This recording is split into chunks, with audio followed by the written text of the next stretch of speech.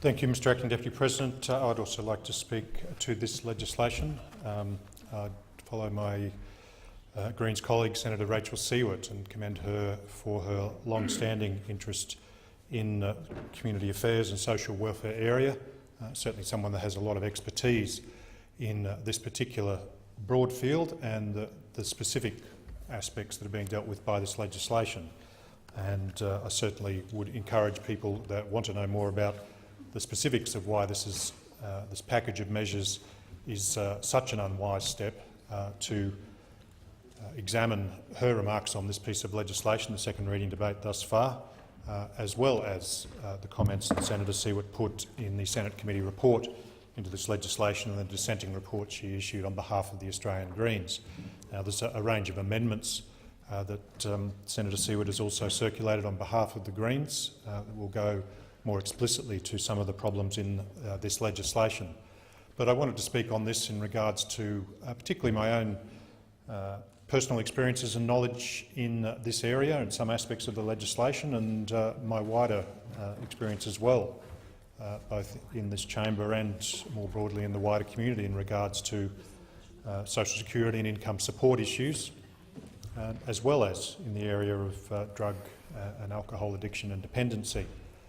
And also this legislation, and particularly the area that's got perhaps the most attention, although there's a whole range of measures in this legislation that are proposed, but the one that's got a lot of attention is the trials in regarding drug testing. Now, one of those trials is within the city of Logan, in my own state of Queensland, a city just to the south of Brisbane. It sits in between, effectively in between Brisbane and the Gold Coast. As many people in Queensland and South East Queensland would know, Logan City and the region is often one that is stigmatised, and very unfairly stigmatised, and seen as one that has a high proportion of people who are on income support and who are somehow portrayed, and the community itself portrayed negatively because of that. And there is absolutely no doubt, and all you have to do is listen to the public debate on this, much of the political debate, frankly, by some of those involved in it out in the wider community, and commentary in the media from the general public, to know that this measure in regards to drug testing is seen as a punitive measure. Now, I know the government's not trying to frame it that way in a technical sense, but you scratch the surface and it's very clearly seen as a punitive measure. It's fairly clearly seen as stigmatising, very unfairly and unreasonably, I might say, income support recipients, and playing on the myth that people on welfare are supposedly bludgers, and people on welfare are more likely to be people experiencing drug addiction issues. Now, the phrase is often used in this place and in policy debates about the importance of evidence-based policy, and the Senate committee and other people involved in this area have been pulling together a lot of evidence, and the evidence of people that actually work in the real world, in the community, at community level on this issue, shows that the approach the government has taken, whatever their agenda may be, whether it is miserable partisan narrow politics or whether it is a genuine attempt to help, I'll leave others to make that judgment. My commentary here today simply goes to whether or not it will work. And quite clearly the evidence shows it will not work, and in many respects it will make things worse. It's also quite likely, as previous speakers have indicated, if anything, likely to increase rather than decrease crime. And if this, another of the myths that's put forward about these sorts of measures is somehow it will help reduce crime. Well, it won't, because it won't deal with the underlying issues, the systemic issues that create some of these issues in regards to drug and alcohol dependency. As Senator Siewert's dissenting report to this legislation said, this measure regarding drug testing trials fails to understand and indeed actively ignores the nature of addiction and the complex biological, psychological and social underpinnings of drug addiction. Now, if you don't want to listen to Senator Siewert or the Greens because you think that that's a partisan argument, listen to the evidence from the Royal College of Australian Physicians, who specifically talked about the inadequate funding provided for alcohol and other drug treatment services. So if we're not providing enough services now to deal with the issue, why on earth are we introducing a punitive measure that blames the victim that will clearly make things worse? Or let's hear from Mr Knopfs from the Ted Knopfs Foundation, somebody that I would hope everybody would acknowledge has immense expertise and has devoted years of his life in a genuine attempt to assist people. He's not somebody that has a vested political or personal interest in this. He's somebody that has clearly shown his personal commitment to trying to help people in ways that are effective.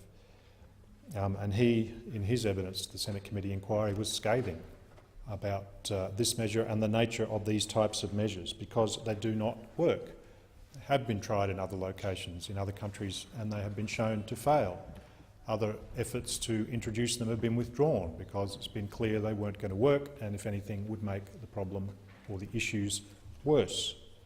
So why is it that we're not listening to the people that actually have the expertise, the people that are actually at the coalface, the people in the community?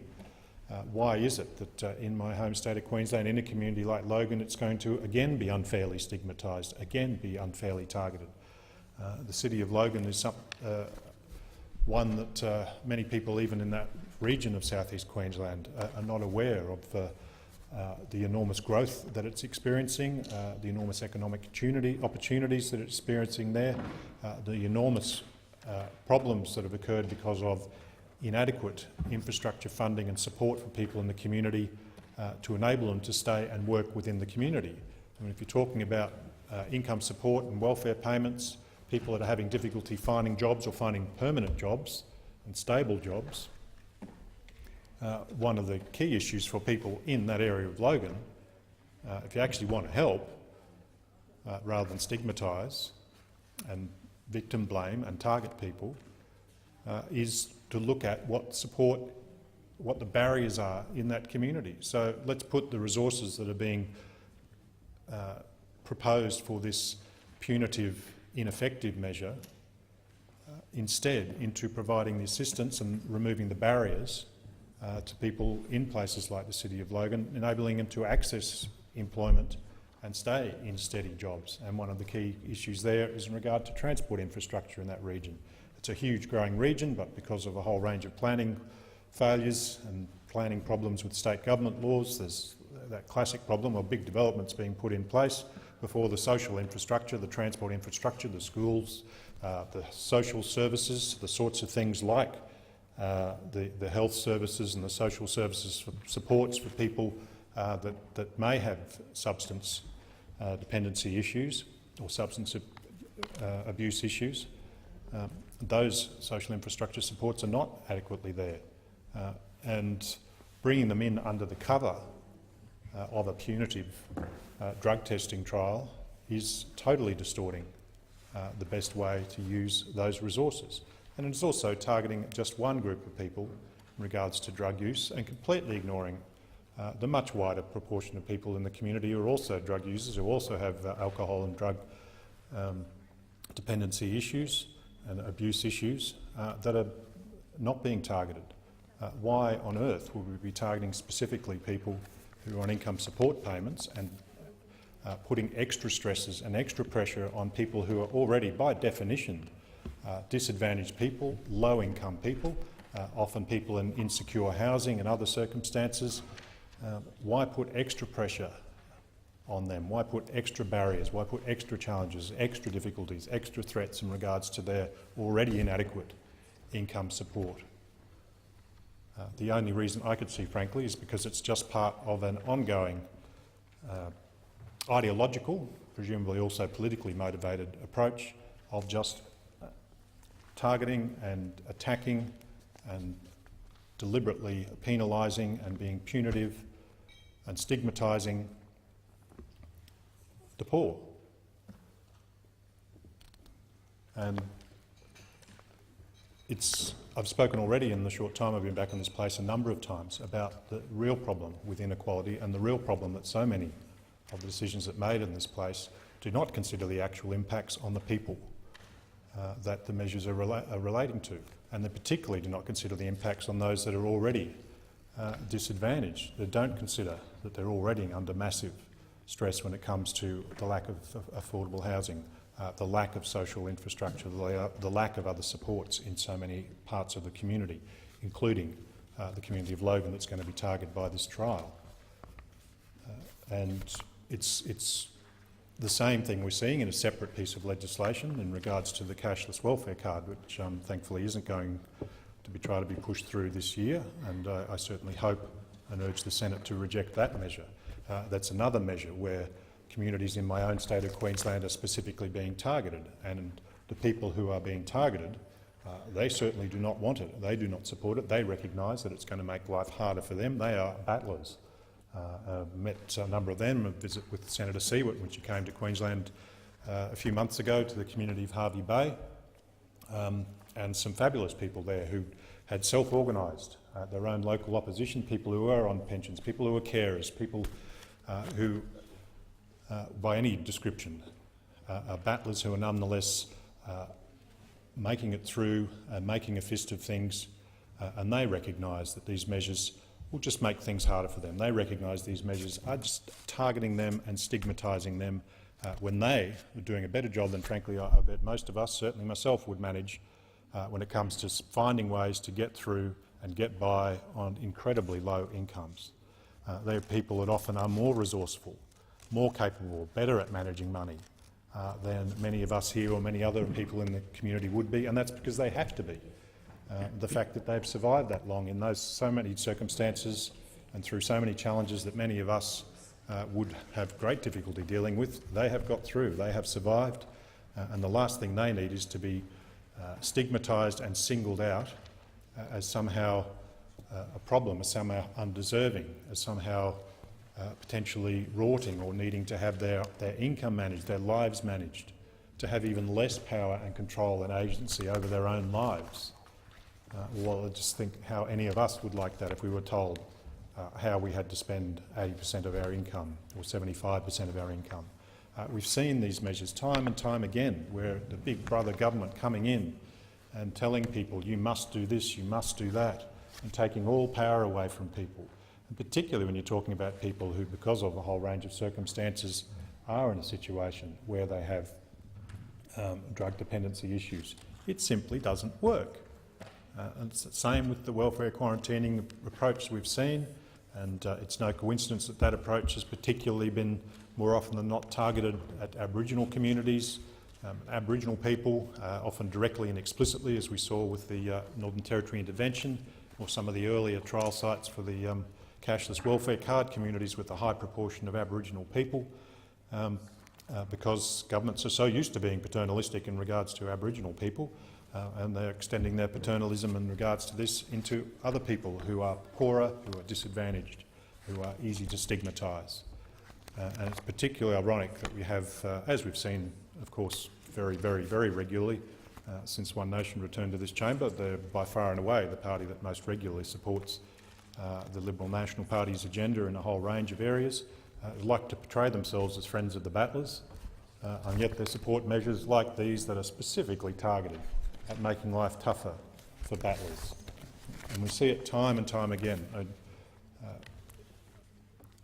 The things people often ask when I come back to this chamber after 10 years away, and they say, well, what's changed? Well, some things have changed, but one thing sure hasn't changed is bits of legislation coming forward with the words welfare reform in the title that are actually just about making life harder for people.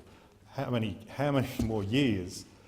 You've got no other ideas? Is that clearly it's the case when it comes to the coalition? They just have no other ideas when it comes to how to assist people who are on income support, how to assist people who are lower income earners, then make life harder for them and put it under the guise of welfare reform and more of this new paternalism, more of the pretense of being here to help, but it's actually just about stigmatising, making life tougher again and again, and with an underlying narrative, sometimes explicit, sometimes implicit, that somehow these people are actually undeserving. They shouldn't be able to receive these things, or they should jump through yet another hoop. The size of the bureaucracy and the expense of the bureaucracy put in place to create hoop after hoop after hoop to make life tougher for people is just extraordinary, and it's been going on for decades now. And the other thing that's been going on for decades, I mean, if the government wanted to do one thing to make life easier for people on income support, they would make Centrelink actually answer the phone. Let's do that. I can recall over 10 years ago asking questions in this place about the outrageous length of time people had to wait on the phone on Centrelink, how many times they couldn't get through, how many times they had to call back, how many times they'd fall off, how many times they'd lose payments because of their inability to actually contact and have a proper conversation and communication with Centrelink. And the only things that have changed since then is it's got 10 times worse. I mean, it is scandalous. This is a public service department, and I'm certainly not blaming the staff there.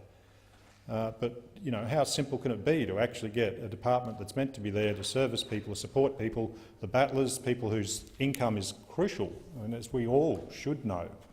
If you miss just one payment, when you're a low-income person with virtually no money in reserves and you've got rent to pay and all these other bills to pay, an electricity bill to pay, and you've got a problem with Centrelink and you can't get through, it can be a catastrophe. And you want to target them for taking some drugs? Get your own act together if you really want to do some proper reform. Actually assist people rather than make life harder and harder and stigmatise them again and again and again. The stigma should be on governments and, you know, parliaments, governments of all persuasions that have simply failed to fix that basic problem of having a department that can provide proper service to the people that are meant to be helping, people who are clearly known to be in need and in need of assistance. Let's see if we could fix that up instead. Now, there's a range of other measures in this legislation as well, and some of those will be dealt with in the committee stage, so we won't go on about those now. But there are other measures here that, again, are just about making tougher new compliance frameworks. Now, one of the things I did before I came into this chamber the first time around, back in the late 1980s, early 1990s, was as a social worker with what was then called the Department of Social Security. It was before Centrelink existed, when the old Commonwealth Employment Service also existed.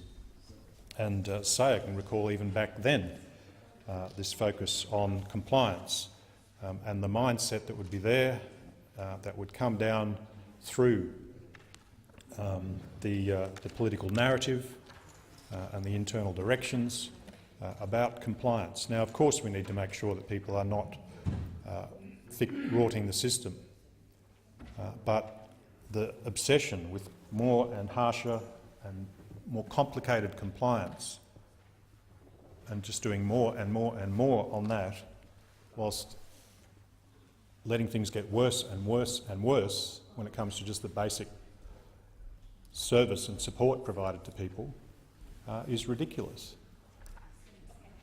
I was in Townsville just a couple of weeks ago, speaking to people at the local legal centre, community legal centre there, about the challenges that their clients face, so many of their clients face, just particularly in regards to Centrelink, and just dealing with Centrelink, actually being able to get something sorted out, getting a problem sorted out with Centrelink. I mean, we all know the scandalous robo-debt attack and farce that this government's been perpetrating on people on income support.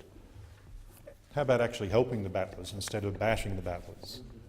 That's what we need to see if we wanted to get a real change here.